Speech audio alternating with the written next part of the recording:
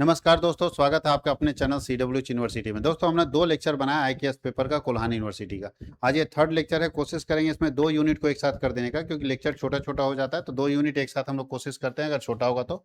इसमें हम लोग को पढ़ना है इंडियन लैंग्वेज के बारे में, लिटरेचर के बारे में, नॉलेज ट्रेडिशन के बारे में, भारतीय भाषा, साहित्य और ज्ञान परंपरा के बारे में। सबसे पहले what is Sanskrit language. Sanskrit Bharat की सबसे प्राचीन, दुनिया की सबसे प्राचीन भाषाओं में से एक है। भारत के जितने ग्रंथ है संस्कृत में लिखे गए। अष्टाध्यायी के रचयिता कौन थे? पाणिनि। महर्षि पाणिनि ने अष्टाध्यायी लिखा था। रस सिद्धांत भारतीय काव्य शास्त्र का सिद्धांत है जो साहित्य और कलाओं में भावों को, सौंदर्य को और अनुभव की व्याख्या करता है, उसको बोलते हैं रस सिद्धांत। Name 2 Indian epics. भारत के 2 महाकाव्य जानते हैं सब, रामायण और Mahabharata. What is traditional water management. पारंपरिक जल प्रबंधन सिस्टम क्या है? तो बोलता है पारंपरिक जल प्रबंधन जल संसाधनों के संरक्षण, संचयन और उचित उपयोग की प्राचीन भारतीय प्रणाली है। अब शॉर्ट क्वेश्चन है कि भारत में संस्कृत और क्षेत्रीय भाषाओं के विकास की व्याख्या कीजिए। तो संस्कृत भारत के सबसे प्राचीन शास्त्रीय भाषाओं में से एक है। भारतीय साहित्य, दर्शन, ज्ञान की आधारभूत भाषा है। समय के साथ संस्कृत प्राकृतिक और अपभ्रंश से अनेक क्षेत्रीय भाषाओं का विकास हुआ है। डेवलपमेंट ऑफ संस्कृत देखो, वेद, उपनिषद, पुराण और महाकाव्य की भाषा संस्कृत रही है। पाणिनि ने अष्टाध्यायी के माध्यम से संस्कृत व्याकरण को और मजबूत कर दिया, जहां से संस्कृत का शिक्षा, धर्म, दर्शन और विज्ञान की प्रमुख भाषा पुराने जमाने में संस्कृत रहती थी। क्षेत्रीय भाषा भी अभी हिंदी, बंगाली, मराठी, गुजराती, उड़ीसा जो है ओडिया, उसको ओडिया के बाद पंजाबी, कन्नड़, तमिल, तेलुगु, मलयालम जैसी भाषाओं का विकास भी संस्कृत से हुआ है। इन भाषाओं ने भारतीय साहित्य और संस्कृति को समृद्ध किया है। अगला क्वेश्चन है भारतीय भाषा एवं साहित्यिक परंपराओं के महत्व की चर्चा कीजिए। तो देख लीजिए महत्व क्या है। तो भारत की संस्कृति विरासत का संरक्षण करती है भारतीय भाषा। नैतिक आध्यात्मिक मूल्यों का विकास करती है भारतीय भाषा। विविधता में एकता को मजबूत करती है। साहित्य, दर्शन और ज्ञान को समृद्ध बनाती है भारतीय भाषा और नई पीढ़ी को प्रेरणा देती है। भारतीय व्याकरण में पाणिनि के अष्टाध्यायी का योगदान बताइए। तो याद रखना, भारत में जो संस्कृत पहले पढ़ा और लिखा जाता था वो बेहतर नहीं था। उसके लिए संस्कृत ग्रामर को बेहतर करने का काम अष्टाध्यायी को मिला था। ध्यान रखिएगा, किनको मिला था? अष्टाध्यायी। पाणिनि ने रटा, विद्वान का नाम था पाणिनि, जिन्होंने एक बुक लिखा अष्टाध्यायी, जिसमें सारे संस्कृत के ग्रामर को बहुत अच्छे से बनाया गया। और संस्कृत ग्रामर का सबसे बेस्ट और सबसे महान जो पुस्तक है वो है अष्टाध्यायी। क्या है? अष्टाध्यायी। 8 अध्याय है, इसलिए इसका नाम है अष्टाध्यायी। क्या योगदान है? तो संस्कृत व्याकरण को वैज्ञानिक और व्यवस्थित रूप दिया। लगभग 400 सूत्रों के माध्यम से व्याकरण की व्याख्या किए। शुद्ध भाषा एवं वाक्य निर्माण के नियम निर्धारित किए गए और आधुनिक भाषा विज्ञान को भी प्रभावित किया गया। भारत की पारंपरिक जल प्रबंधन प्रणाली क्या थी? देखिए, पुराने जमाने में जल प्रबंधन, वाटर मैनेजमेंट सिस्टम।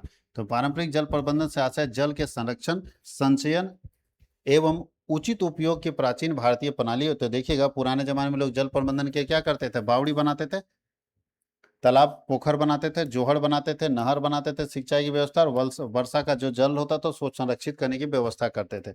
इसका महत्व क्या हुआ? जन संरक्षण को मदद मिला, कृषि में सहायता हुई, जल संकट की रोकथाम हुई और सतत विकास को बढ़ावा देने में मदद मिला। नहीं, हमारे पूर्वज भी जल संरक्षण के पीछे ज्यादा ध्यान दे रहे थे। Explain the importance of Ramayana and Mahabharata in India culture. भारतीय संस्कृति में रामायण और महाभारत के महत्व को समझाइए। रामायण एवं महाभारत भारत के 2 महान महाकाव्य हैं। ये भारतीय संस्कृति, नैतिकता एवं दर्शन के प्रमुख स्रोत हैं। इसमें महत्व क्या है? बोलता है नैतिक मूल्यों और आदर्श जीवन को की शिक्षा देता है। बाकी रामायण और महाभारत आप क्यों पढ़ते हैं? इसलिए पढ़ते हैं कि इसमें हमको 2 चीज मिलता है, नैतिक मूल्यों के बारे में और आदर्श जीवन की शिक्षा मिलती है। दूसरा, सत्य, धर्म, कर्तव्य का पालन करने की प्रेरणा मिलती है। भारतीय इतिहास एवं परंपराओं का संरक्षण करते हैं। सांस्कृतिक एकता को मजबूत बनाते हैं। साहित्य, कला, संगीत, नाटक को प्रेरित करते हैं। ये यूनिट हम लोगों का खत्म और लॉन्ग आंसर टाइप क्वेश्चन आ गया। नेक्स्ट यूनिट में चलते हैं। नेक्स्ट यूनिट क्या है? छोटा छोटा वेरी शॉर्ट क्वेश्चन है। तो चलिए नेक्स्ट यूनिट की तरफ चलते हैं हम लोग। नेक्स्ट यूनिट में क्या है भाई? आ जाओ आ जाओ। Unit 4 Indian art education, knowledge and transmission, इसके बारे में पढ़ना है। तो चलिए पहला what is Gurukul system. Gurukul system एक ऐसा सिस्टम है जहाँ पे आपको गुरुकुल में रह के विद्यार्थियों, मतलब गुरुकुल में रह के विद्यार्थी शिक्षक के साथ रह के, गुरु के साथ रह के विद्यार्थी शिक्षा ग्रहण करते थे। प्राचीन भारत के किसी भी 2 विश्वविद्यालय का नाम लिखिए। तो नालंदा विश्वविद्यालय और तक्षशिला। नालंदा विश्वविद्यालय कहाँ स्थित है? तो नालंदा विश्वविद्यालय वर्तमान में बिहार में स्थित है। गुरु शिष्य परंपरा क्या है? तो गुरु शिष्य परंपरा का मतलब होता है गुरु और शिष्य एक साथ रह के एक ही जगह पे पढ़ाई करते हैं, एक ही व्यवस्था में रहते हैं और जीते हैं। उसको हम लोग बोलते हैं गुरु शिष्य परंपरा, जिसमें गुरु और शिष्य के बीच में ज्ञान, संस्कार और कौशल का आदान प्रदान होता है। What is oral tradition? मौखिक परंपरा क्या है? तो मौखिक परंपरा वह प्रणाली है जिसमें ज्ञान को बोलकर और सुनकर एक पीढ़ी से दूसरी पीढ़ी तक सीखा जाता है। हम लोग भी बहुत कुछ सुन सुन के सीखे, कैसा होता है, वो होता है मौखिक प्रणाली ज्ञान का। शॉर्ट में next question, explain the features of Gurukul education system. Gurukul education system का विशेषता क्या है?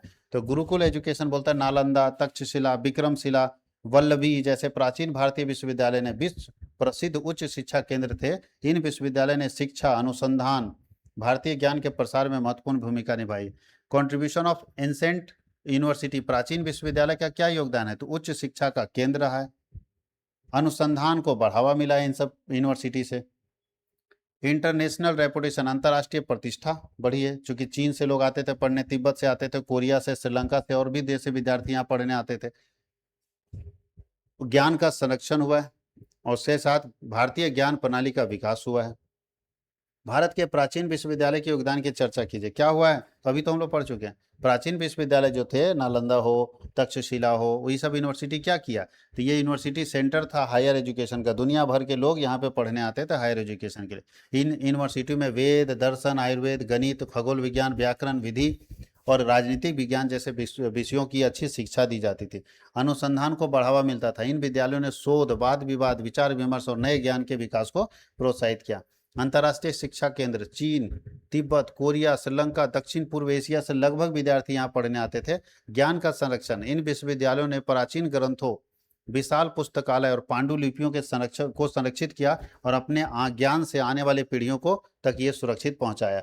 Development of Indian knowledge system, भारतीय ज्ञान प्रणाली का विकास हुआ है। ये सारे विश्वविद्यालय मिलकर एक काम कर रहे थे, भारत का जो ज्ञान प्रणाली था उसको डेवलप कर रहे थे, उसको विकसित कर रहे थे। ज्ञान संरक्षण में मौखिक परंपरा की भूमिका। क्या लगता है कि जो ज्ञान हम लोगों का पुराने जमाने का था, जैसे रामायण है, महाभारत है, उसकी बहुत सारी कथाएं हम लोग मुंह से सुन सुन के समझें कि हमारे यहाँ ऐसे था वैसे था, तो मौखिक परंपरा अच्छी है? तो जी हाँ, हमारे पूर्वज मुंह से सुनाते सुनाते जो है मौखिक परंपरा वह प्राचीन पद्धति है जिसमें बोलकर, सुनाकर और कंठस्थ कराकर ज्ञान को एक पीढ़ी से दूसरी पीढ़ी तक पहुंचाया जाता था। लेखन कला के विकास से पहले भारत में ज्ञान का सबसे बेस्ट तरीका ही था बोल के। मौखिक से फायदा क्या है? प्राचीन ज्ञान का संरक्षण हुआ, पुराने ज्ञान का हम लोगों को सुनाया गया दादा परदादा से। दूसरा, शुद्ध ज्ञान का संप्रेषण हुआ, सही ज्ञान हमको मिला, सुनने से हमको सही चीज मिला। गुरु शिष्य परंपरा को सुदृढ़ बनाया गया। संस्कृति और मूल्यों का संरक्षण हुआ, ज्ञान की निरंतरता बढ़ी। अब अगला क्वेश्चन है कि भारतीय ज्ञान और वास्तुकला का वर्णन कीजिए। भारतीय कला और वास्तुकला, तो भारत की कला क्या है? तो भारतीय कला और वास्तुकला भारत की समृद्ध सांस्कृतिक, धार्मिक, ऐतिहासिक विरासत का प्रतीक है। प्राचीन काल से भारत में चित्रकला, मूर्तिकला, संगीत, नृत्य, मंदिर, स्तूप, गुफाएं, स्मारकों को उद्दिष्ट करके परंपरा को विकसित किया गया। आखिर अजंता एलोरा की गुफाएं, सब में क्यों क्यों कोई आदमी इतना मेहनत करके इसको रखा, ताकि ये सदियों सदियों तक ये ज्ञान परंपरा जो है वो चालू रहे। क्या फीचर्स है भारत का वो कला और वास्तुकला का? तो याद रखिएगा, मंदिर वास्तुकला, दुनिया को दिखाने के लिए हम लोगों के पास क्या आर्किटेक्चर था। रॉक कट गुफाएं, शैलकृत मतलब चट्टानों को काट के गुफाएं और मंदिर बनाई गई, ये हमारे वास्तुकला का, जैसे अजंता एलोरा की गुफाएं, सांची स्तूप, अन्य स्मारक थे जो हमारे वास्तुकला का सबसे अच्छा एग्जाम्पल था, सबसे अच्छा एग्जाम्पल था हमारे वास्तुकला का। मूर्तिकला, चित्रकला, बहुत सारी मूर्तियां ऐसी बनाई गई जो हम लोग अभी सोच ही नहीं सकते, उस जमाने में ऐसी मूर्तियां बनाई गई। प्रदर्शन कलाएं, परफॉर्मिंग आर्ट्स था, वैसे प्रदर्शन किए गए उस समय में कि आज पॉसिबल नहीं है। और लास्ट है कि विज्ञान और आध्यात्मिकता का समन्वय था, उस समय विज्ञान और मतलब आधुनिकता या अध्यात्म का समन्वय था ये। अच्छा, भारतीय ज्ञान प्रणाली के संरक्षण में महिलाओं की क्या भूमिका? ध्यान रखिएगा, सबसे इंपॉर्टेंट महिलाओं की भूमिका है, क्योंकि यही अपने बच्चों को सब कुछ समझाते चलेंगे, सिखाते चलेंगे। पहला, संस्कृति और परंपराओं का संरक्षण करने में महिलाएं सबसे आगे रही। कहानी सुनाती थी बच्चों को, लोरी सुनाती थी। वे बच्चों को ईमानदारी, सम्मान करना, करुणा, अनुशासन, नैतिक मूल्य, ये सब की शिक्षा माँ देती थी। महिला विदुषियों, कवित्रियों, शिक्षिकाओं ने अपने साहित्य शिक्षण के माध्यम से भारतीय ज्ञान परंपरा को मजबूत किया है। महिलाएं आयुर्वेद, पारंपरिक भोजन, हस्तशिल्प, लोकगीत एवं घरेलू उपचारों के माध्यम से ज्ञान को संरक्षित किया है। और कला और संस्कृति को संरक्षण करने में भी महिलाओं की बहुत भूमिका है। लोकगीत चलता था, शादी विवाह के समय गीत गाती थी और भजन गाती थी। तो ये सबसे ऐसा लगता है कि वो अभी अपनी भारतीय ज्ञान परंपरा जो है, प्रणाली जो है, उसको संरक्षित करने में बहुत महत्वपूर्ण भूमिका निभाती। तो महिलाओं की बहुत महत्वपूर्ण भूमिका है भारतीय ज्ञान परंपरा को संरक्षित करने में, सुरक्षित करने में।